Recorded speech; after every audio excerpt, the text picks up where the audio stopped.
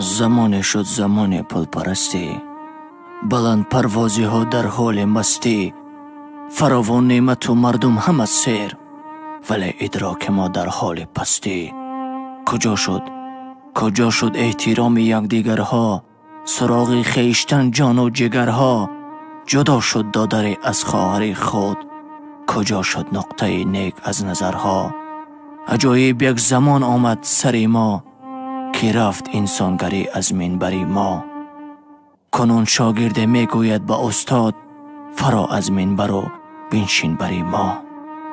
زمانی بود که آداب نرخ خوب داشت، عروس گردی حوله رفت و روب داشت. پسر تا که شود شخصی به آداب، پدر در کنج خانه یک دو چوب داشت.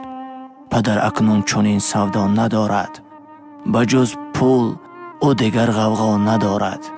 پسر آواره بازی تلفن، پدر باشد به این پروا ندارد.